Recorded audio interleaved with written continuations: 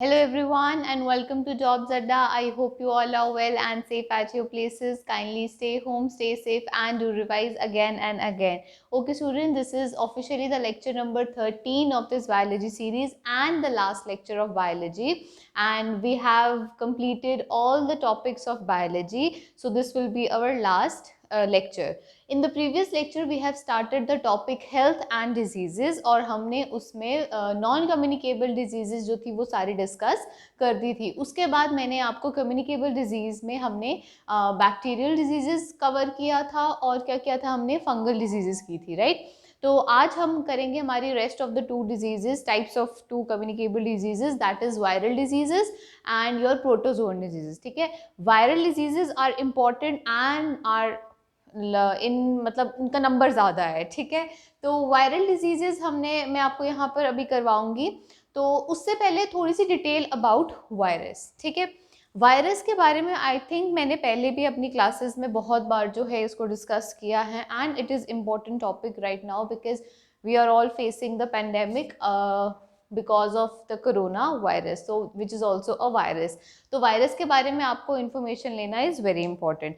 सी, क्या होता है वायरस, मैंने आपको पहले भी बताया था, एक ऐसा ऑर्गेनिज्म है जो नॉन लिविंग भी है और लिविंग भी है, right. This is for your general information and your general knowledge and you should know this. ठीक है, इसको लिखने की जरूरत नहीं है, ना ये एग्जाम में आएगा, ये आपकी जनरल नॉलेज है, राइट.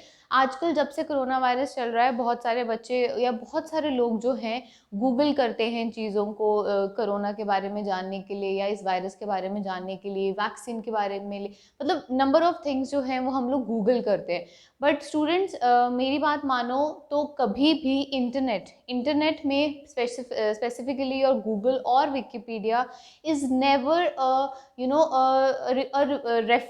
Referential source. ठीक है, कभी भी कोई भी टीचर्स जो हैं या कभी भी कोई भी जो रिसर्चर्स स्कॉलर्स हैं वो कभी भी आपको गूगल की रेफरेंसेस बोलने देखने को नहीं बोलेंगे, ना ही वो आपकी किसी रेफरेंस को मानेंगे जो आपने गूगल से की होगी, राइट. और ये चीज़ आपको तब पता चलेगी जब आप फर्दर रिसर्च करते हो या पीएचडी ज्वाइन करते हो, तो तब आपको ये चीज़ पता चलती है. तो क्यों? क्योंकि वो रेफरेंशियल सोर्स नहीं, बिकॉज उसको भी किसी ने जो है वहाँ पर डाला है और सबके अपने पॉइंट ऑफ व्यू है, उस पर किसी की भी कोई भी रिसर्च नहीं हुई है. अगर आप विकिपीडिया की बात करो तो विकिपीडिया पे you can also make an account और आप भी उसमें अपना कुछ ना कुछ रिसर्च साइटेशंस डाल सकते हो, right.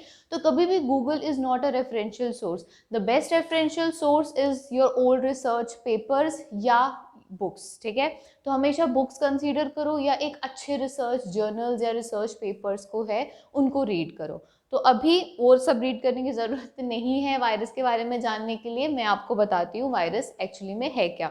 So virus is actually a non living thing and a living thing one at the same time. ठीक है, अब क्या होता है, वायरस जब तक बाहर है, मतलब किसी लिविंग ऑर्गेनिज्म के कांटेक्ट में नहीं है, वो अभी हमारी सराउंडिंग्स में है, वो किसी सरफेस पर है या कहीं भी है, तो वो एक इनएक्टिव स्टेट में है, मतलब वो एक नॉन लिविंग थिंग की तरह हम उसको कंसीडर करते हैं. द मोमेंट जैसे ही वो वायरस किसी भी लिविंग ऑर्गेनिज्म की कांटेक्ट में आता है, जैसे ही वो वायरस किसी भी लिविंग ऑर्गेनिज्म की कांटेक्ट में आता है, तो वो हो जाता है लिविंग थिंग. वो वैसे ही लिविंग हो जाता है. लिविंग कहने का मतलब कि जो वायरस है वो लिविंग बीइंग के अंदर आते ही अपनी रेप्लिकेशन शुरू कर देता है. रेप्लिकेशन अपने आप को डिवाइड करता है, अपने क्लोन्स बनाता है और अपना जेनेटिक मटेरियल भी खुद बनाता है.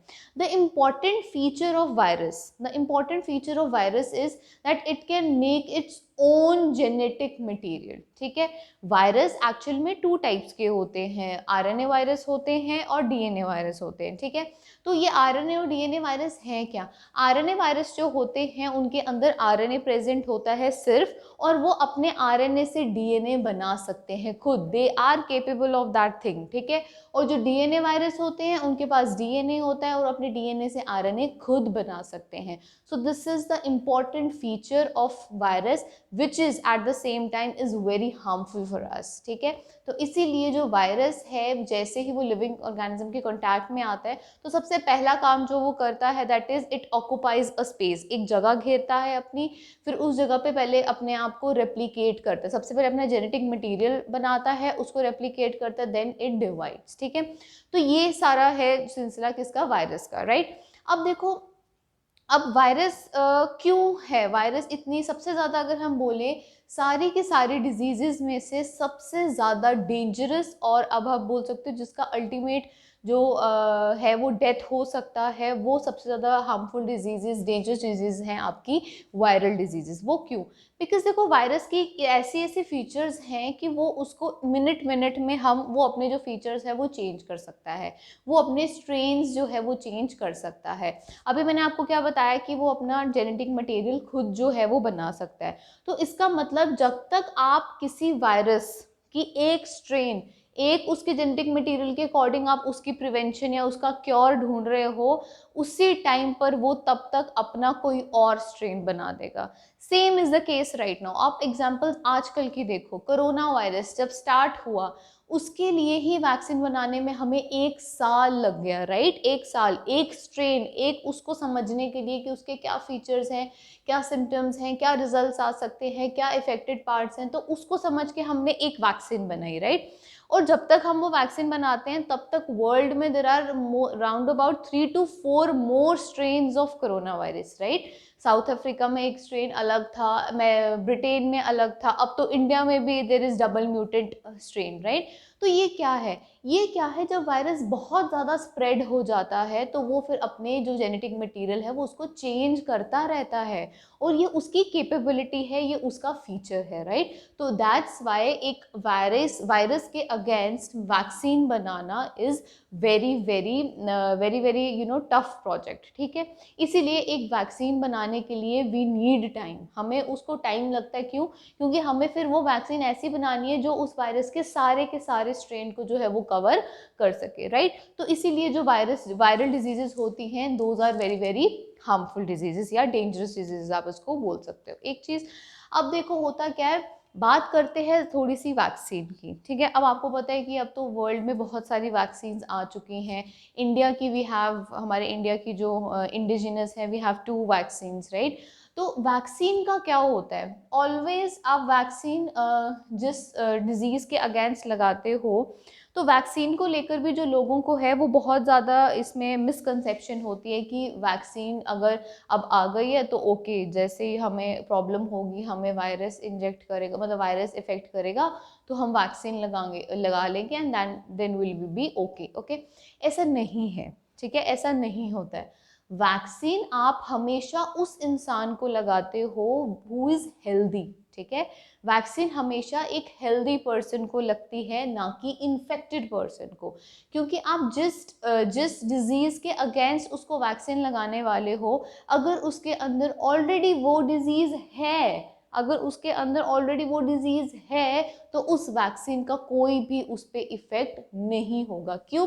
बिकॉज जो वैक्सीन है वो उसी डिजीज के डेड स्ट्रेन से ही बनाई जाती है, उसी का ही डेड स्ट्रेन आपकी बॉडी में डाला जाता है, सो दैट आपकी बॉडी पहले ही उसके अगेंस्ट एंटीबॉडीज बना दे, और जब वो वायरस आपको इन्फेक्ट करे तो आपकी बॉडी उसको फाइट कर सके। This is the main motto behind the vaccine. But जब आपको ऑलरेडी कोरोना हो चुका है, जैसे अभी किसी को कोरोना है, सपोज करो किसी को कोरोना है, तो अब आप बोलोगे नहीं इसको वैक्सीन लगा दो तो ये ठीक हो जाएगा, नहीं, ऐसा नहीं होता है, ठीक है?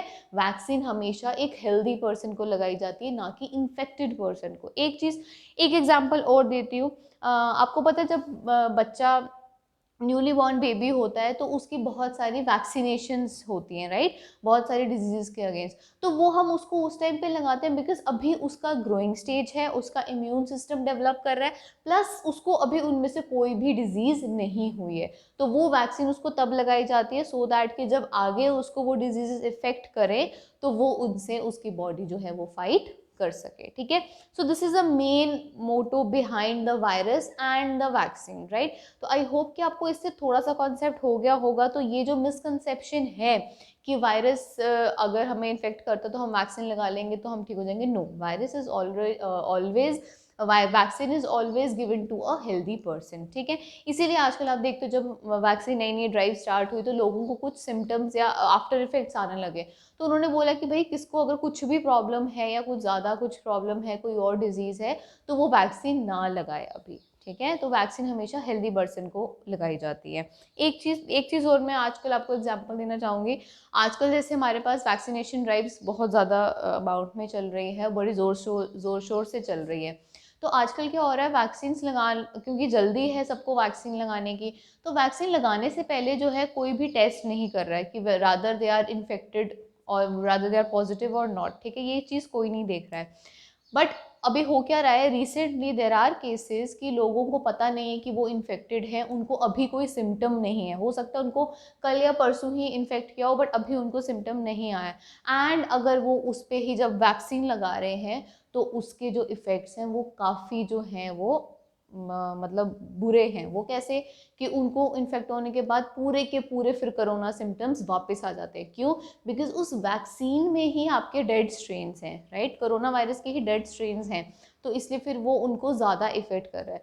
तो आई सजेस्ट कि अगर आप वैक्सीन लेने जा रहे हो तो उससे पहले कुछ प्रोटोकॉल्स होते हैं, हर वैक्सीन को लेने से पहले you should follow those protocols, right, before and after taking the vaccine. तो एंड आई होप कि आप सबने भी रजिस्टर करवा दिया होगा और आप कर रहे होगे, तो अपनी वैक्सीनेशन आप ज़रूर कराओ, ठीक है। तो ये था थोड़ा सा पास्ट हिस्ट्री अबाउट या past knowledge about your virus और वायरल डिजीजेस। इसीलिए हम जितनी भी वायरल डिजीजेस यहाँ पढ़ेंगे, इनके अगेंस्ट देयर आर वैक्सीन्स, ठीक है, देयर आर वैक्सीन्स मेड, और वो जो वैक्सीन्स बनती हैं वो बहुत उनको उस वायरस को अच्छे से पढ़ के, उसके बारे में जान के, उसकी हर इंफॉर्मेशन ले के ही वो वैक्सीन जो है वो बनाई जाती हैं, राइट। तो फर्स्ट अगर हम एक डिजीज स्टार्ट करें, that is your common cold, ठीक है। कॉमन कोल्ड बोलो आप, जिसको आप फ्लू बोलते हो। तो ये क्या हुआ, ये आपको पता है कि जब सीज़न चेंज होता है तो हमें ये सबसे ज़्यादा दिखाई देती है, राइट। कॉमन कोल्ड वगैरह हमें बहुत ज़्यादा ये फील होता है, बट आजकल जब से ये वायरस चला है तो इस पे तो नॉर्मल कॉमन सर्दी खांसी भी होगा तो वो भी हमें डाउट देता है, राइट, क्योंकि सीज़न ऐसा चल रहा है। बट कॉमन कोल्ड जो है, दैट इज, जिसको आप नॉर्मल लैंग्वेज में वायरल फीवर भी बोलते हो, ये इसका जो पॉजिटिव एजेंट है, ऑर्गेनिज्म है, दैट इज राइनो वायरस, ठीक है, दैट इज राइनो वायरस। अब आपने इसमें भी सेम चीज़ क्या याद रखनी है, डिजीज़, उसका कॉजिंग एजेंट, मतलब उसको कौन ऑर्गेनिज्म कर रहा है, और इसमें आपने मेन याद रखनी है उसके ट्रांसमिशन, क्योंकि इसमें कुछ डिजीजेज ऐसी हैं जिनके बारे में यू शुड नो और उसी पे क्वेश्चन आता है, राइट। तो इसमें देखना आपने, कॉमन कोल्ड कौन करता है, राइनो वायरस है, ठीक है, और इसकी ट्रांसमिशन कैसी है, मतलब ये कैसे फैलता है, कैसे ट्रांसमिट होता है, it is an airborne, right. आपको पता है अगर आपके घर में किसी को भी सर्दी जुकाम हो जाता है तो फिर अल्टीमेटली आहिस्ता आहिस्ता करके वो सभी को ही होगा, क्योंकि ये एयरबॉर्न है। आप खांस रहे हो, छींक रहे हो, आपको जुकाम है, तो वो ड्रॉपलेट्स एयर में जाएंगे, वो फिर एयर से किसी और में भी जा सकते हैं, या कंटामिनेटेड फूड या कंटामिनेटेड एयर या वाटर, तो इसके थ्रू जो है ये ट्रांसमिट होता है।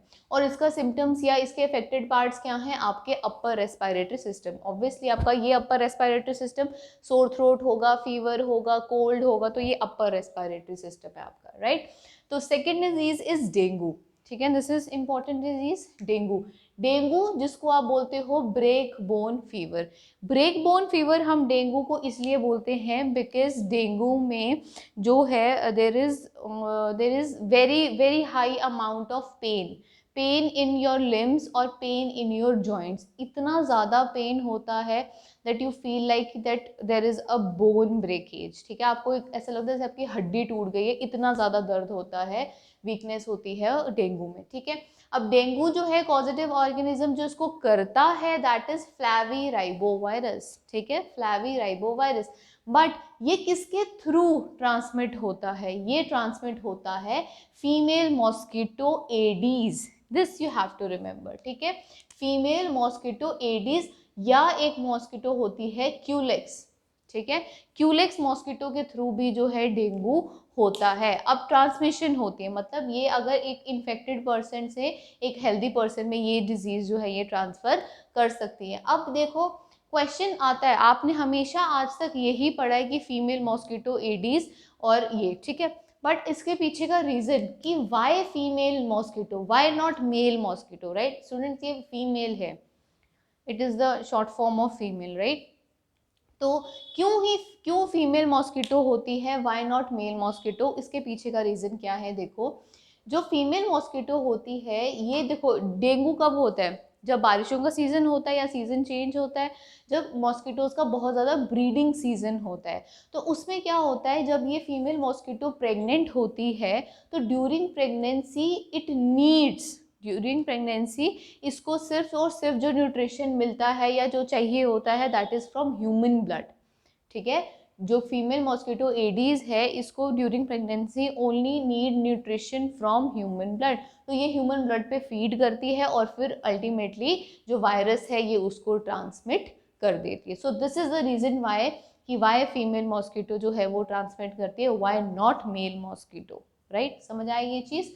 तो एडीज भी होती है और क्यूलेक्स भी होती है। ठीक है, एनोफ्लीज जो है दैट कॉजेज मलेरिया, वो मलेरिया है। ठीक है, तो एडीज है जो डेंगू और ये वायरल डिजीज है। क्लियर, तो ये है। और इसके जो सिम्टम्स हैं that is your circulatory system, circulatory system पे आपके इफेक्ट करेगा। और इसमें जो मेन सिम्टम आपको पता है डेंगू में होता है दैट इज आपका काउंट, प्लेटलेट जो काउंट है वो रिड्यूस हो जाता है। अब प्लेटलेट काउंट रिड्यूस क्यों हो जाता है, क्योंकि ये जो वायरस है, ये जो वायरस है ये ईट्स प्लेटलेट्स। ठीक है, ये आपकी बॉडी में जो प्लेटलेट्स हैं ये उनको खाता है। इस वजह से जो है आपका बॉडी में जो प्लेटलेट काउंट है वो डिक्रीज हो जाता है। समझ आई ये चीज़। डेंगू का आपको पता है कि एक सबसे पहला हमारे पास एक जो सिम्टम होता है that is your decrease in platelet number या प्लेटलेट काउंट। तो वो डिक्रीज होता कैसे, क्योंकि जो ये वायरस है ये आपके प्लेटलेट को खाता है, इसीलिए प्लेटलेट का नंबर डिक्रीज हो जाता है। साथ ही में इसमें होता है high fever, high fever, then pain in eyes, severe pain in eyes, weakness and pain in limbs। तो ये सबसे ज़्यादा जो symptoms हैं वो किसके हैं, आपके डेंगू के हैं। That's why it is called break bone fever, right? Next disease is smallpox। ये जो दो डिजीजेस हैं small pox and chicken pox, तो इसके बारे में हम बात करते हैं अभी कुछ इंपॉर्टेंट। स्मॉल पॉक्स जो डिजीज है ये कॉजिंग एजेंट है इसका वेरियोला वायरस। ठीक है, कौन, वेरियोला वायरस। और ये भी ट्रांसमिट होती है एयरबॉर्न, हवा से ही ये जो है ट्रांसमिट होती है। अब इससे पहले यहाँ आ जाओ, next disease is chicken pox. ठीक है, देखो स्मॉल पॉक्स जिसको आप नॉर्मल लैंग्वेज में चेचक बोलते थे पहले, आजकल तो ये होती नहीं है। स्मॉल पॉक्स जिसको हम पुराने ज़माने में चेचक बोलते थे, अपने घर वालों को पूछना उनको पता होगा। और चिकन पॉक्स जो है जो आज भी होता है और इसको हम बोलते हैं माता, राइट, इसको शायद माता कई लोग बोलते हैं। तो स्मॉल पॉक्स इज चेचक, चिकन पॉक्स इज माता। ठीक है, अब चिकन पॉक्स को जो कॉजिंग एजेंट है that is varicella zoster virus. ठीक है, वेरियोला वायरस और वेरिसेला जोस्टर वायरस। अगर आप सिंपल जोस्टर वायरस भी बोलते हो that will also be enough for your question. ठीक है, तो चिकन पॉक्स कौन करता है, varicella zoster virus, and it is also airborne. अगर आप जो इन्फेक्टेड पर्सन है उसके आसपास रह रहे हो, उससे उसके साथ आप खाना शेयर कर रहे हो या जूठे बर्तन कर रहे हो, कपड़े टच कर रहे हो, तो देर इज चांसेस कि आपको भी ये चिकन पॉक्स हो सकता है। ठीक है, अब देखो इन दोनों को जो इन्फेक्टेड पार्ट है या जो सिम्टम्स हैं बोथ आर सेम। देखो क्या, दोनों में हाई फीवर होता है for 14 to 15 days, there are red rashes and there are blisters. Blisters क्या होते हैं, दाने। ब्लिस्टर्स क्या होते हैं, दाने। ठीक है, अब दाने स्मॉल पॉक्स में और चिकन पॉक्स में फ़र्क क्या है। स्मॉल पॉक्स और चिकन पॉक्स में सिर्फ एक चीज़ का फ़र्क है दैट इज़ ब्लिस्टर्स में। क्या चीज़, जो स्मॉल पॉक्स के ब्लिस्टर होते हैं वो ड्राई होते हैं, मतलब ड्राई दाने होते हैं। तो वो जब 5th और 6th डेज के बाद वो जो दाने हैं उनमें सीवियर इचिंग होती है और वो जो है वो उखड़ना, लेजन्स उसकी उतरना जो है वो शुरू हो जाती है, मतलब स्केली ब्लिस्टर्स इसमें होते हैं, ड्राई ब्लिस्टर्स होते हैं। वेयर एज जो चिकन पॉक्स है इसमें जो ब्लिस्टर्स होते हैं वो वाटर ब्लिस्टर्स होते हैं, मतलब पानी के भरे हुए ब्लिस्टर्स। तो इसमें जब खारिश होती है तो देर आर चांसेस कि आप खारिश करते समय आप कोई ना कोई ब्लिस्टर जो है वो फिर फटना शुरू हो जाए। तो this is the main difference between the small pox and the chicken pox. ठीक है, वायरस का वेरिएशन है variola virus and varicella zoster virus, बाकी के सिम्टम सेम है but the difference is in blisters. ठीक है, अब नेक्स्ट डिजीज पढ़ते हैं, नेक्स्ट इज पोलियो। पोलियो आपको पता है, पोलियो या पोलियोमेलाइटिस इसका नाम है मेन। तो polio is caused bye polio virus, इस वायरस का नाम ही क्या है, पोलियो वायरस। अब पोलियो फैलता कैसे है? पोलियो, ये जो वायरस है ये फैलता है ये from your contaminated food and water, ठीक है, कंटामिनेटेड फूड या वाटर से जो है ये फैलता है। अब पोलियो का इफेक्ट क्या है? पोलियो का इफेक्ट क्या है? ये सबसे पहले आपके मस्कुलर सिस्टम को जो है इफेक्ट करता है। मस्कुलर सिस्टम में क्या इफेक्ट करता है? आपके जो न्यूरॉन्स है, नर्वस सिस्टम के जो न्यूरॉन्स हैं ये उसको इफेक्ट करेगा, आपके न्यूरॉन्स को डेड कर देगा, जो अल्टीमेटली क्या कॉज करेंगे? पैरालिसिस, पैरालिसिस ऑफ लेग्स और बैकबोन, ठीक है। तो आपने कभी कोई पोलियो वाला बच्चा देखा होगा या किसी को देखा होगा तो या तो उनकी कोई एक लिम्ब खराब होगी या पैरालाइज्ड होगी, या तो वो उठ ही नहीं सकते, उनका जो बैकबोन है वो पैरालिस्ड है, ठीक है। तो ये है पोलियो वायरस। अब एक इम्पॉर्टेंट फैक्ट जो आपने याद रखना है और जो क्वेश्चन आता है, ठीक है, ये जो स्मॉल पॉक्स है, ये जो स्मॉल पॉक्स है, it is the disease which is eradicated from the world, ठीक है। ये डिजीज है जो अब वर्ल्ड में नहीं होती, इसके अगेंस्ट सबसे पहले वैक्सीन बनी थी, और ये जो डिजीज है अब हमारे वर्ल्ड में कहीं पर भी नहीं है, किसी भी कंट्री में नहीं है, ठीक है। तो small pox is the disease which is eradicated from the world, ठीक है, अब ये हमारे वर्ल्ड में कहीं पर भी नहीं होती। And polio is the disease, polio is the disease which is eradicated from India completely. ये क्वेश्चन है अब इसमें पढ़ने वाला, ठीक है। स्मॉल पॉक्स वो डिजीज है जो अब वर्ल्ड में नहीं होती, और पोलियो अब ऐसी डिजीज है जिसको इंडिया ने अब टोटली जो है इरेडिकेट कर दिया है।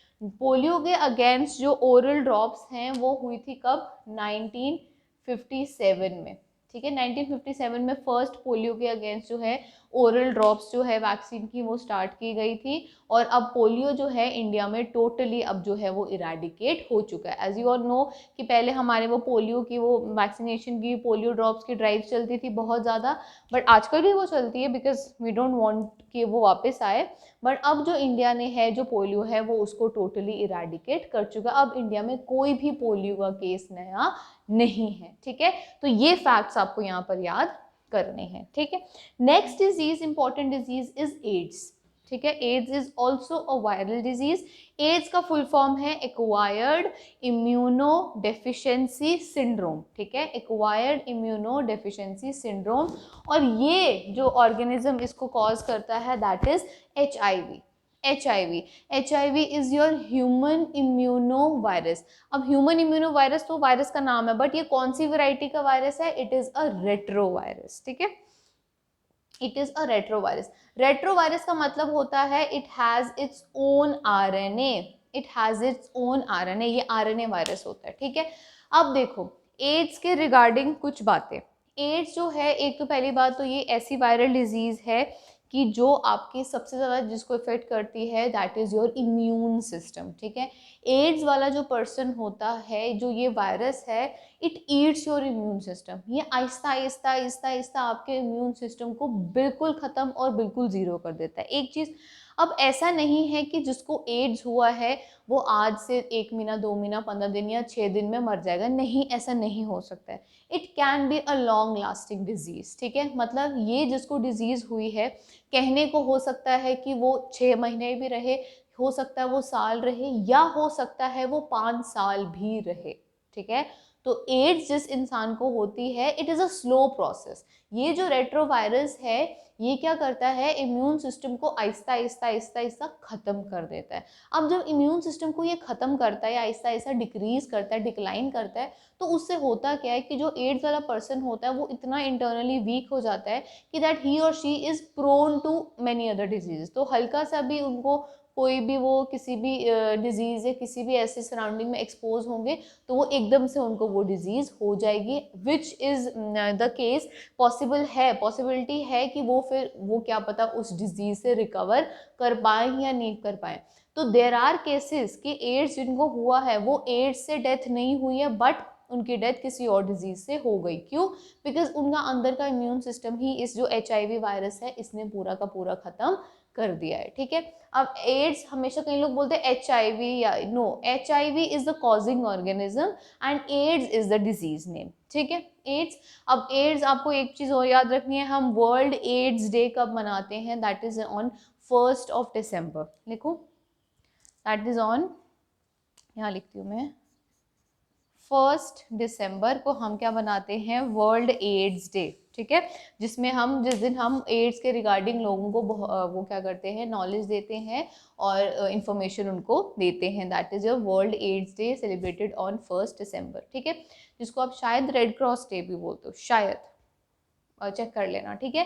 तो HIV हो गया इसका कॉजिंग एजेंट। अब मैंने क्या बोला, एड्स आपका सबसे ज़्यादा इफेक्ट किसको करती है, इम्यून सिस्टम को, ये आपका इम्यून सिस्टम पूरा का पूरा खत्म कर देती है, ठीक है। अब ये ट्रांसमिट कैसे होता है, एड्स जो वायरस है ये आपके ब्लड में प्रेजेंट होता है, ठीक है, ब्लड में प्रेजेंट होता है, या आपकी बॉडी की जितनी भी सिक्रीशंस हैं, फ्लूइड्स हैं, rather it is in your saliva or in your sputum or any other kind of secretions, rather it is your genital secretions or anything else, ठीक है। तो ये हर जगह से जो है ये ट्रांसफ़र होता है, तो इसीलिए इसका पहला transmission is your blood transmission. Blood transmission कैसे, कि अगर आप किसी इंसान, इन्फेक्टेड इंसान से, अगर आपने वो नीडल, इन्फेक्टेड नीडल आप किसी हेल्दी पर्सन के साथ यूज़ कर रहे हो, तो देर आर चांसेस कि ये जो वायरस है ये वहाँ से ट्रांसमिट हो सकता है, एक चीज़।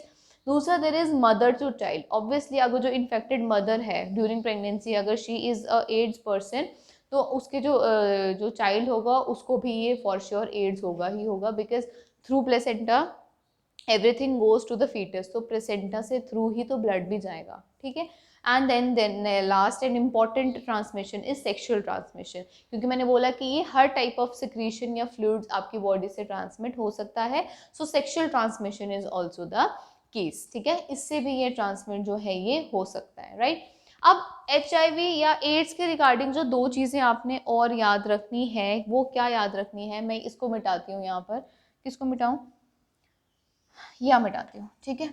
इसमें आपने याद रखना है कि HIV, चलो एड्स तो है, एड्स इज़ नॉट क्योरेबल, ठीक है, आप एड्स को क्योर नहीं कर सकते हो कि आपको आज एड्स हुआ, आप इसके अगेंस्ट वायरस, इसके अगेंस्ट अभी तक कोई जो है वो नहीं बनी है, सॉरी ये मैं नहीं बताती, ठीक है, इसके अगेंस्ट अभी तक कोई भी जो वैक्सीन है वो अभी तक नहीं बनी है, तो एड्स इज़ नॉट क्योरेबल, ठीक है। आप ये कर सकते हो कि कुछ ड्रग्स लेके आप अपनी जो इम्यूनिटी है आप उसको जो है वो बढ़ा सकते हो।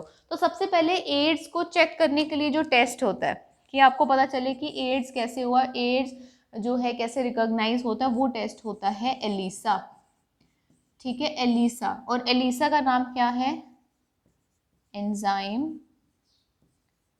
लिंक्ड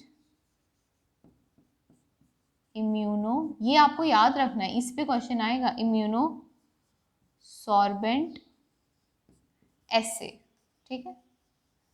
ये जो है it is a test for confirming AIDS को चेक करने के लिए there is a test named ELISA. ELISA test का नाम क्या है, एंजाइम लिंक्ड इम्यूनोसॉर्बेंट ऐसे, ठीक है। तो मैंने क्या बोला कि ये जो है ये क्योरेबल नहीं है, बट देयर आर ड्रग्स जो आपकी थोड़ी सी इम्यूनिटी को है वो बढ़ा सकते हैं, दैट इज एजिडो थाइमिडीन, ठीक है। इट इज़ अ, हाँ, it is a disease, it is a drug which is use or which is given to a AIDS infected person for improving his or her immune system. थोड़ा सा immune system को ठीक रखने के लिए हम ये ड्रग मतलब ये मेडिसिन देते हैं, but it is not curable, ठीक है। AIDS still right now is not curable, और इसका टेस्ट है अलीसा, और वायरस है HIV retro virus, and it affects your immune system, right students. तो ये हैं अभी कुछ डिजीजेस, अभी और डिजीजेस हैं वायरस की, नेक्स्ट डिजीज अभी हम करते हैं, ओके। अब ये next type of viral disease है, मैंने आपको बोला था वायरल डिजीजेस ज़्यादा हैं और ये इंपॉर्टेंट ही डिजीज हैं, ऐसे तो और भी बहुत डिजीजेस हैं, राइट। तो next disease is hepatitis A. Hepatitis वैसे तो 3 टाइप का होता है, ABC, but C is not so harmful, या B भी लेस, मगर जो A है दैट इज सबसे ज़्यादा। अब हेपेटाइटिस ए क्या होता है, हेपेटाइटिस ए जिसको आप नॉर्मल लैंग्वेज में जॉन्डिस भी बोलते हो, तो इसको आप बोलते हो येलो जॉन्डिस, ठीक है, येलो जॉन्डिस। और हेपेटाइटिस बी होता है वाइट जॉन्डिस, ठीक है। अब येलो जॉन्डिस क्या होता है, इसका causing organism is hepatitis A virus और इसका है हेपेटाइटिस बी वायरस। अब इसकी जो हेपेटाइटिस ए है, ये वायरस कहाँ से ट्रांसमिट होता है, थ्रू वाटर। अगर आप किसी भी गंदी जगह से कुछ खाना खाते हो या पीते हो पानी जो गंदी जगह है, साफ पानी नहीं है, कुछ इन्फेक्टेड पोल्यूटेड वाटर है, तो उससे श्योरली आपको हेपेटाइटिस ए हो सकता है। अब हेपेटाइटिस ए मोस्टली और भी कैसे होता है, एक तो आप गंदी किसी जगह से, अनहेल्दी जगह से आप खाना या पानी पी लो, ठीक है। दूसरा, उस पानी में अगर ये वायरस प्रेजेंट होगा तो ये वायरस करता क्या है, ये आपके अंदर गर्मी कर देता है। गर्मी इन द सेंस, आपको जो जॉन्डिस जब होता है, अगर आप में से किसी को हुआ होगा तो आपने देखा होगा जब जॉन्डिस हो जाती है तो आपको ठंडी चीज़ें खिलाई जाती हैं, राइट, है ना, ठंडी ठंडी चीज़ें। अब वो इसलिए क्योंकि जॉन्डिस, ये वाला वायरस क्या करता है, आपके लिवर को इफेक्ट करता है, ठीक है, इट इफेक्ट्स योर लिवर। अब लिवर को इफेक्ट कैसे करता है कि लिवर में एक सिक्रीशन होती है जिसको हम बोलते हो बिलिरुबिन। बिलिरुबिन, ये जो बिलिरुबिन है, डबल एल, ये जो बिलिरुबिन है, इसकी सिक्रीशन जो है लिवर में ज़्यादा हो जाती है। इसकी सिक्रीशन जो है लिवर में ज़्यादा हो जाती है, किसकी प्रेजेंस में, इस सिक्रीशन की, इस वायरस की प्रेजेंस में। ये वायरस क्या करता है, बिलिरुबिन के अमाउंट को इंक्रीज कर देता है, और जब बिलिरुबिन आपके लिवर में हो जाता है ज़्यादा, तो आपका लिवर जो है वो ज़्यादा जो है वो ब्लड अच्छे से जो है वो बना नहीं पाता है, और गर्मी, जिसको हम बोलते हैं ना गर्मी हो जाना, गर्मी, भूख बंद हो जाती है। तो ये सारे सिम्टम्स क्यों होते हैं, क्योंकि आपके लिवर में बिलिरुबिन का अमाउंट जो है वो ज़्यादा हो जाता है बिकॉज ऑफ दिस वायरस। तो इसलिए जॉन्डिस वाला इंसान येलो होता है, येलो येलो होता रहता है। क्यों, क्योंकि उसका जो ब्लड है वो अच्छे से नहीं बनता है, और लिवर में जो है वो ज़्यादा जो है लिवर फैटी हो जाता है, आप बोल सकते हो गर्मी हो गई है, लिवर में गर्मी हो जाती है, ठीक है। तो ये इसके इफेक्ट किसको करता है, लिवर में, और ultimately it reduces your blood, ठीक है। हेपेटाइटिस जो बी है, जिसको आप व्हाइट जॉन्डिस बोलते हैं, इसको व्हाइट जॉन्डिस इसलिए बोलते हैं बिकॉज ये क्या करता है, ये आपके जो फ्लूइड्स हैं, जितने भी आपके बॉडी फ्लूइड्स है जो भी हैं, ये उन सिक्रीशंस को जो है वो ख़राब करता है, या उन अलग से सिक्रीशंस करता है, या जो सिक्रीशंस आपकी बॉडी में जनरली फ्लूइड्स जो होते हैं, ये उसमें और अमाउंट जो है ऐड करता है, जो अल्टीमेटली आपके ब्लड को ही इफ़ेक्ट करता है। White jaundice hepatitis B virus से ही होगा, और ये होगा कैसे, थ्रू ब्लड फ्लूइड्स। अब ब्लड फ्लूइड्स कैसे, जैसे आपका जैसे मैंने आपको बोला जेनाइटल जो भी फ्लूइड्स होंगे, वेजाइनल फ्लूइड्स होंगे, सीमन होंगे, इसके थ्रू जो है ये ट्रांसमिट हो सकता है अगर किसी को हेपेटाइटिस बी है। हेपेटाइटिस ए इज मोर, और आप बोल सकते हो is the most harmful than all other hepatitis. तो बी इज लेस और सी बिल्कुल रेयर चांस में होगा, ठीक है। तो ये दोनों ही इफेक्ट किसको करेंगे, आपके ब्लड को इफेक्ट करेंगे। Next type of disease is rabies, और रेबीज के बारे में आपको पता ही है रेबीज क्या होती है। रेबीज एक्चुअली होती है रेबीज वायरस से। अब जो रेबीज वायरस है, आपको इतना सबको पता है कि कोई कुत्ता खा जाए, या कोई बिल्ली, या कोई मंकी नेल्स वगैरह कुछ भी वाइल्ड एनिमल अगर कर लें तो उस पर आपको रेबीज हो सकती है। होती कैसे, एक्चुअल में ये जो एनिमल्स होते हैं इनको ये डिजीज होती है, राइट, इनको ये डिजीज़ होती है। और अगर आप ये डिजीज एनिमल से, अगर आपको कुछ स्क्रैचेस होते हैं, आपका जो है देर आर, आपको वूंड्स हैं, वूंड्स मतलब वो जख्म हो जाता है इन एनिमल्स की वजह से, तो देर आर चांसेस कि आपको ये डिजीज़ हो सकती है। ऐसा बिल्कुल नहीं होता कि जैसे आप लोग, हम लोग तो घर पे डोमेस्टिक भी रखते हैं, राइट, हम लोगों ने घर पे डॉग्स रखे होते हैं, कैट्स रखे होते हैं। तो अगर आप उनको अच्छे से आपने प्रॉपर वैक्सीनेशन करवाई हैं, तो देर आर नो चांस कि आपको उनके कुछ भी स्क्रैच से आपको रेबीज हो जाए। हाँ, but there are stray animals हैं या वाइल्ड एनिमल्स हैं, जब वो आपको ऐसे स्क्रैच कर देंगे या कुछ भी करेंगे, तो देन देर आर चांसेस कि आपको रेबीज हो सकता है, बिकॉज यू डोंट नो ना कि वो एनिमल को वो डिजीज है या नहीं है, ठीक है। तो ये क्या होता है, एक्चुअल में ये एनिमल को ये डिजीज होती है। तो जब ये इन्फेक्टेड एनिमल फिर आपको जब स्क्रैच करते हैं, या आपके उनका जो ड्रॉपलेट है या कुछ हेयर है आपके अंदर चला जाता है, तो देन देर आर चांसेस कि आपको रेबीज हो सकते हैं। एंड जो रेबीज अगर किसी इंसान को हो जाए, तो it is a very critical condition और वेरी डेंजरस कंडीशन, क्योंकि एक्चुअल में दे से ना कि अगर आपको रेबीज हो जाए तो आप कुत्तों वाली हरकतें करना शुरू हो जाते हो। This is the actual case. आपको एक्चुअल में जो है इंसान को हाइड्रोफोबिया हो जाता है। हाइड्रोफोबिया मतलब पानी से वो इंसान डरने लगता है। अब जब पानी से डरने लगेगा तो वो पानी भी नहीं पिएगा तो डिहाइड्रेशन हो जाएगी। इंसान जो है मेंटली सिक हो जाता है, मतलब उसका दिमाग वैसा ही हो जाता है, वो डरता है हर चीज़ से, and then there are chances of paralysis also. ठीक है, तो these are the main symptoms of rabies, and these are a very critical symptoms, right? तो rabies is a very dangerous disease. ठीक है, next is your swine flu. दो flu है हमारे पास, swine flu and bird flu. swine flu, swine बोलते ही हम pig को है, तो it is transmitted through pig. Actual में ये फिर वही सेम चीज, ये जो डिजीज है ये होती पिग को है, तो अगर आप इन्फेक्टेड पिग इंजेस्ट करते हो तो आपको ये प्रॉब्लम हो सकती है। अब वो वायरस का नाम क्या है यहाँ पर, H1N1, this is different, H1N1 and H2N2। ठीक है, दो टाइप ऑफ डिजीज हैं जिससे जो है वो पिग इन्फेक्ट हो सकता है। और सिम्टम्स क्या है, हाई फीवर है, लो कैल्शियम इन बोन्स है। ठीक है, कैल्शियम जो है वो कम जो है वो बनती है, या जो बोन्स में है वो कम एब्जॉर्ब होती है। Then there is bird flu. Bird flu है तो ऑब्वियसली ये बर्ड्स को होगा, कोई भी टाइप ऑफ बर्ड्स को होगा। तो कौन सा नाम है इसका, H5N1, that is H1N1, H2N2, और बर्ड फ्लू है H5N1। तो H5N1 वायरस जो बर्ड फ्लू है वो किसके थ्रू ट्रांसमिट होगा, चिकन के थ्रू। अभी रिसेंटली भी हमने देखा था कि there are waves of chicken flu, sorry bird flu, है ना, तो फिर चिकन बैन हो गया था ये सब। अब चिकन क्यों, क्योंकि हम मोस्टली चिकन ही इंजेस्ट करते हैं, अदरवाइज ये बर्ड फ्लू है तो ये किसी भी बर्ड्स को जो है ये हो सकता है। ठीक है, तो these are all your viral diseases, और बर्ड फ्लू भी इफेक्ट करता है आपके रेस्पिरेटरी सिस्टम को एंड इम्यून सिस्टम को, राइट। तो these are viral diseases. Now we are left with next type of disease, that is protozoan diseases. Okay, now the next type of disease we have, and this is the last type of communicable disease, that is protozoan diseases. तो सबसे पहले protozoans क्या होते हैं, protozoan कौन से organism होते हैं।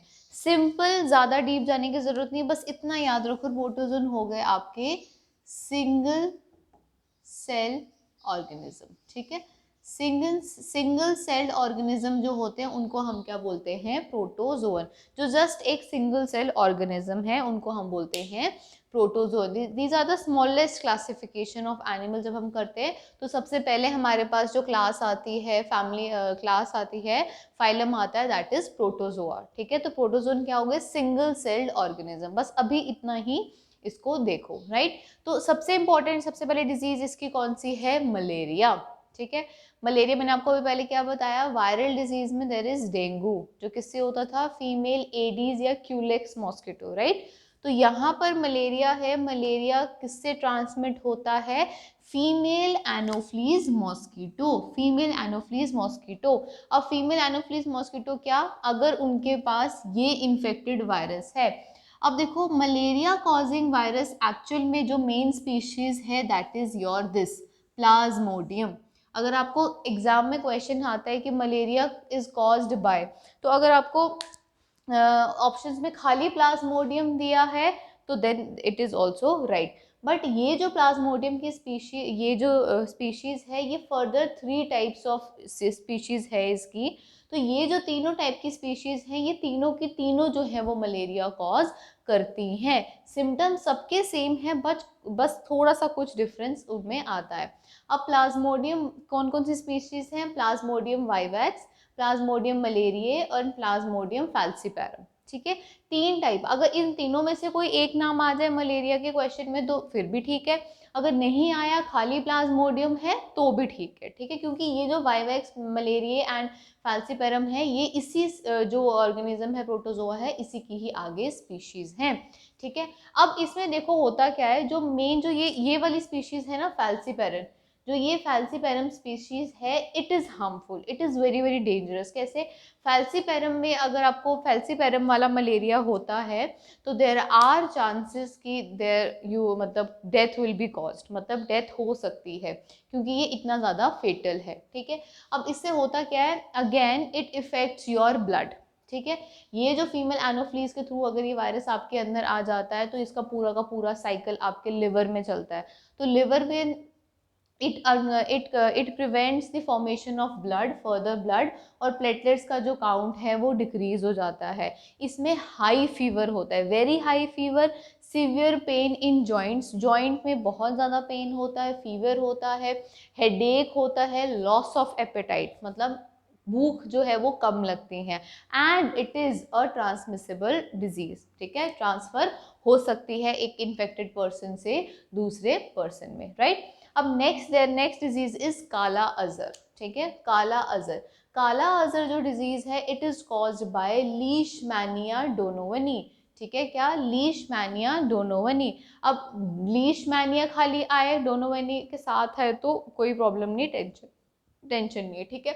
अब जो काला अजर डिजीज है ये किससे थ्रू ट्रांसमिट होती है, सैंड फ्लाई, ठीक है, किसके थ्रू होती है, सैंड फ्लाई। अब सैंड फ्लाई क्या होती है, ये जो डिजीज़ है काला अजर, ये जो फ्लाइज हैं ये आपको मोस्टली कोस्टल एरियाज में दिखाई देती हैं, ठीक है, इन द बीच एरियाज, या जो लोग बीच या कोस्टल एरिया के साथ बिल्कुल रहते हैं और उनके आसपास की जो सराउंडिंग है वो ज़्यादा साफ़ नहीं है, तो ये जो सैंड फ्लाइज हैं ये वहाँ पर होती हैं। क्यों, क्योंकि वहाँ पर अगर आपका सराउंडिंग अच्छा नहीं है तो देर आर चांसेस कि वहाँ पर जो लीशमैनिया जो प्रोटोजोआ है वो आपके सराउंडिंग में हो, और जो ये फिर फ्लाइज हैं ये इनसे इन्फेक्ट होती हैं, और फिर ये जो फ्लाइज हैं आपको अगर खा जाए, बाइट करे, तो then you will have disease called kala azar. इसमें होता क्या है, there is fever and jaundice, jaundice मतलब आपके लिवर में बिलिरुबिन ज़्यादा हो जाएगा और ultimately it cause your decrease in blood, आपका जो ब्लड है उसमें वो ब्लड में डिक्रीज होगा, ठीक है। Next disease is sleeping sickness, ठीक है, स्लीपिंग सिकनेस। अब जो स्लीपिंग सिकनेस है ये होती है कौन से, ट्रिपैनोसोमा ब्रूसाई, ठीक है। ट्रिपैनोसोमा जो ब्रूसाई है ये एक्चुअली में क्या है, एक पैरासाइट है, कौन सा, प्रोटोजोअन पैरासाइट, ठीक है। एक्चुअली में ये जो सिंगल सेल्ड ऑर्गेनिज्म प्रोटोजोन्स है ये उनका पैरासाइट है, ठीक है।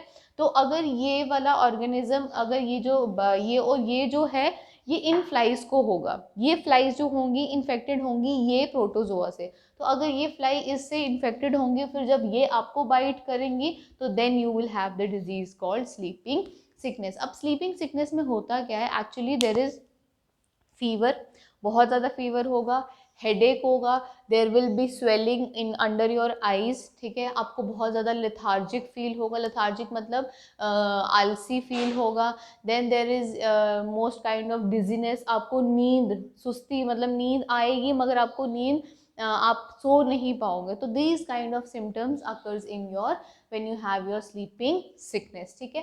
इस पे कंफ्यूज हो जाते हैं बच्चे, sand fly and CC fly, ठीक है। तो सैंड फ्लाई काला अजर, सीसी तो स्लीपिंग, तो सीसी स्लीपिंग, सीसी फ्लाई करेगी स्लीपिंग सिकनेस, और सैंड फ्लाई आ गया आपका काला अजर, ठीक है।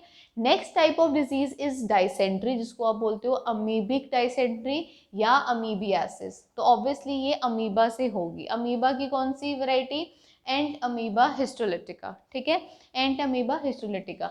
अब डाइसेंट्री है और एक यहाँ पर है डायरिया, ठीक है, देयर इज अ डिफरेंस, क्या, देखो डाइसेंट्री जो होगी वो होगी एंट अमीबा हिस्टोलिटिका से, और ये ट्रांसमिशन कैसे होगी, through contaminated raw food, fruits and drinks, ठीक है। अब क्या होगा, आप जब भी बाहर से कुछ भी सब्जी लाते हो या कुछ भी खाने की चीज़ लाते हो जो रॉ चीज़ है, कच्ची चीज़ें हैं, आप हमेशा उसको पहले धो के खाते हो, ठीक है, आप धो के खाते हो, क्यों, बिकॉज देर आर चांसेस कि वो जैसे जैसे एनवायरनमेंट से आया, रास्ते में कहाँ से आया, कहीं से आया, तो उसमें कुछ ना कुछ टाइप ऑफ ऑर्गेनिक बैक्टीरिया या कुछ भी माइक्रो ऑर्गेनिजम्स की ग्रोथ हो सकती है, तो दैट इज़ योर डाइसेंट्री। तभी भी जब भी आप बाहर से कुछ भी फ्रूट्स लाते हो, ड्रिंक्स कुछ भी है, तो वो अगर कंटेमिनेटेड हुई तो वो आपको क्या कर सकती हैं, डाइसेंट्री। अब डाइसेंट्री और डायरिया में फ़र्क क्या होता है, डाइसेंट्री और डायरिया में वही होगा, इन्फेक्शन होगी, फूड पॉइजनिंग जिसको आप बोल सकते हो, या आपको डायरिया मतलब आपको लूज मोशंस दोनों में लगेंगे, बट डिफरेंस क्या होगा, जो डाइसेंट्री है उसमें ब्लड आ सकता है, ठीक है, there is the discharge of blood in stool, ठीक है, तो माइल्ड डायरिया होगा, मगर जो डायरिया है कॉजिंग एजेंट सेम है एंटमीबा हिस्टोलिटिका। ये कैसे होता है कि अगर आप जो गंदी जगह, जैसे आप स्ट्रीट फूड खा रहे हो तो उसी के ऊपर मक्खियाँ बैठ रही हैं, ये वो, और मक्खी वहाँ पे किसी गंद में भी बैठेगी, तो वो वहाँ से अगर हाउस फ्लाइज जो हैं वो ट्रांसफ़र करती हैं तो उससे क्या होती है, डायरिया। तो डायरिया से होता है कि एक्चुअली में देयर इज द स्टमक, जिसको हम नॉर्मल लैंग्वेज में स्टमक इन्फेक्शन बोलते हैं ना, जिसमें हमें लूज मोशंस लगते हैं और आप जस्ट एक मेडिसिन खाते हो तो then you will be okay, there is no discharge of blood, ठीक है। मगर dysentery is more serious, dysentery में ज़्यादा सीरियस क्यों, क्योंकि इसमें ब्लड डिस्चार्ज होता है, तो there will be a chance कि आप में जो है ब्लड की और इलेक्ट्रोलाइट्स की या पानी की जो कमी इसमें हो सकती है, ठीक है। Last disease of protozoan is elephantiasis, ठीक है। एलिफेंटियासिस को क्यों बोलते हैं अभी बताती हूँ, या आप इसको बोल सकते हो फिलेरियासिस, क्योंकि ये जो डिजीज है ये फिलेरियल वर्म्स करती हैं, एक्चुअली में it is a worm disease, ठीक है। वर्म्स, ये जो वर्म्स हैं ये कॉज करती हैं। वर्म्स क्या हुई, जैसे आपकी रिंग वर्म, टेप वर्म, ये सारी पैरासिटिक डिजीजेस हैं एक्चुअली ये, ठीक है। तो एलिफेंटियासिस कौन अकर करता है, एक्चुअल में इसका नाम है वुचीरिया बैनक्रॉफ्टाई, वुचीरिया बैनक्रॉफ्टाई। नहीं ये याद होता तो वुचीरिया याद कर लो, इनफ है, ठीक है। तो एलिफेंटियासिस इज कॉज्ड बाय वुचीरिया बैनक्रॉफ्टाई, और ये होता क्या है, जब ये ब्लैक फ्लाई या सैंड फ्लाइज अगर ये फिलेरियल वर्म्स से अगर इन्फेक्टेड हैं या ये वुचीरिया से इन्फेक्टेड हैं और अगर ये आपको बाइट करे देन देर आर चांसेस कि आपको एलिफेंटियासिस हो सकता है।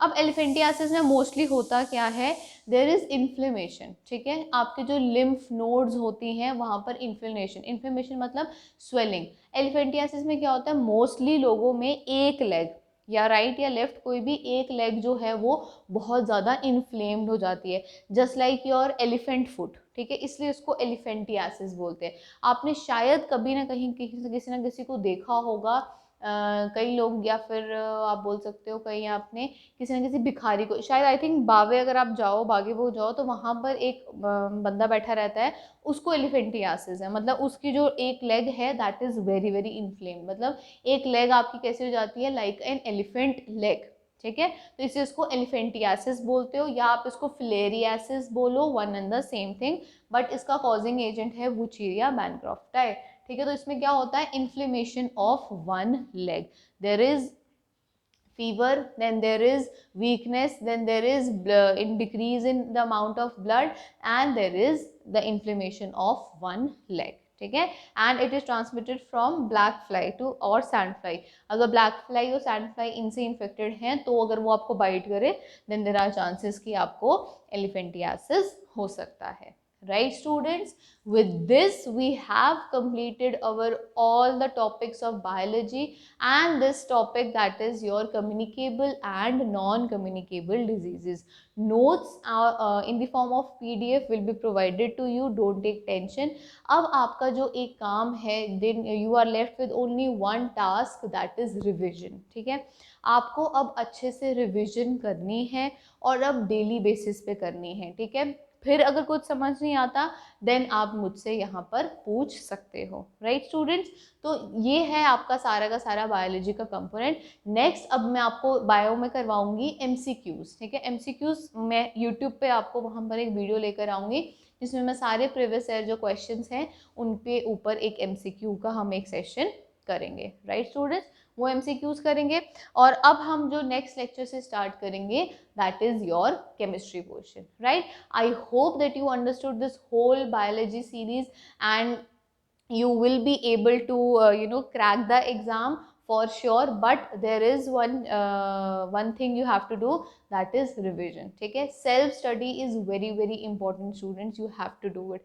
मेरे पढ़ाने से कुछ नहीं होगा, मैंने तो 10-15 दिन में आपको पढ़ा दिया, मतलब थिंग जब तक आप इसको खुद से नहीं पढ़ोगे तब तक आपको कुछ भी नहीं होएगा। एग्जाम और फॉर श्योर अभी डिले ही होगा, बट तब तक आपने ये देखना है कि आपका सारा सिलेबस जितना भी आपने किया आप उसको बार बार रिवाइज करो। कंटेंट को बढ़ाने की ज़रूरत नहीं है, ठीक है। कंटेंट को बढ़ाने की ज़रूरत नहीं है, इनफैक्ट जितना आपके पास कंटेंट है उसको 10 बार रिवाइज कर लो, that will be more than enough, ठीक है। ज़्यादा कंटेंट के पीछे भागोगे तो उसको रिवाइज भी नहीं कर पाओगे। ऑलरेडी आपके पास इतने सारे कंपोनेंट हैं पढ़ने के लिए, तो एक एक कंपोनेंट को इतना डीप जाके पढ़ोगे तो फिर मुश्किल हो जाएगा, राइट। तो अभी सिर्फ सेल्फ स्टडी करो और जितना अभी कंपोनेंट्स चल रहे हैं सब कंपोनेंट्स पढ़ो, आहिस्ता आहिस्ता सारे कंपोनेंट्स स्टार्ट हो जाएंगे। अगर सारे कंपोनेंट्स स्टार्ट हो जाएंगे तो किस किस की क्लासेस देखोगे, तो इट्स बेटर जो जो कंपोनेंट चल रहे हैं उनको अच्छे से अभी पढ़ लो, जो नहीं चल रहे हैं उनको बाद में भी आप पढ़ सकते हो, right students. I hope you like this video and I hope you understood this whole biology sessions. Thank you so much.